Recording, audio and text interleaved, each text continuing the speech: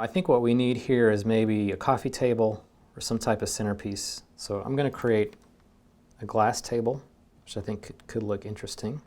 So I will create a rectangle. Let's see.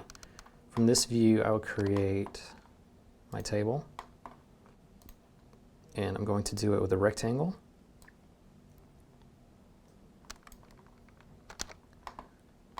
And turn it into an editable spline. Select the bottom segment and delete it. And go to the vertex mode, select my top vertices and do a fillet on it. Give it a nice curve. Select the whole spline and do an outline of 1/4 of an inch. So we'll have a nice glass table. And we'll go ahead and do an extrude on it.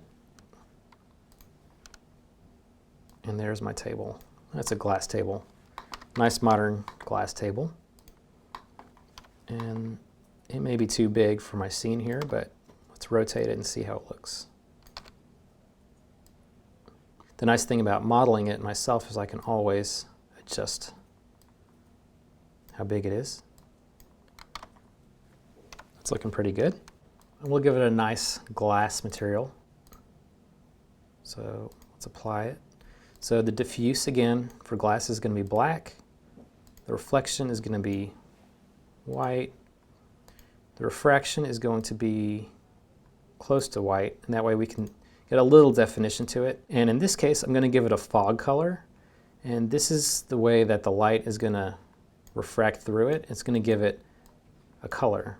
So we're going to give it a nice green color.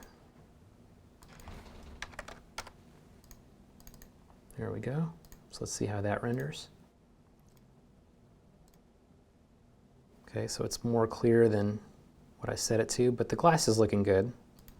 So let's go ahead and make it a little more definitive. So we'll make it darker and more saturated. And I set the fog multiplier to 0.01.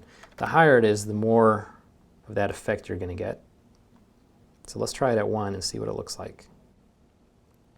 So you can see set to 1 that you're getting a very strong fog color. Now that's probably too much. So we can come down on the amount.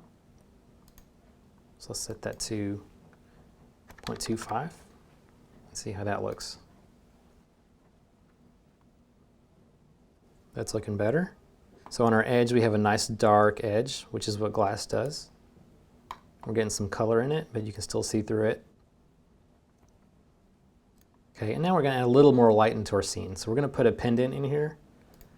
So import, merge, and let's see here. Let's try this pendant.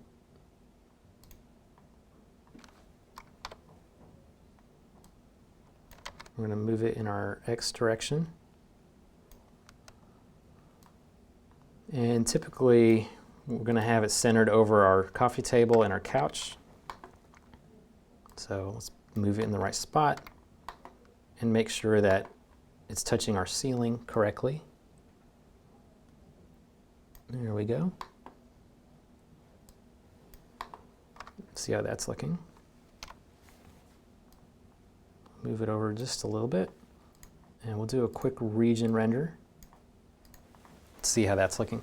So you can see very quickly it's coming together. And as you have pieces of furniture in your library, chairs and pendants and lights, you can very quickly design a space up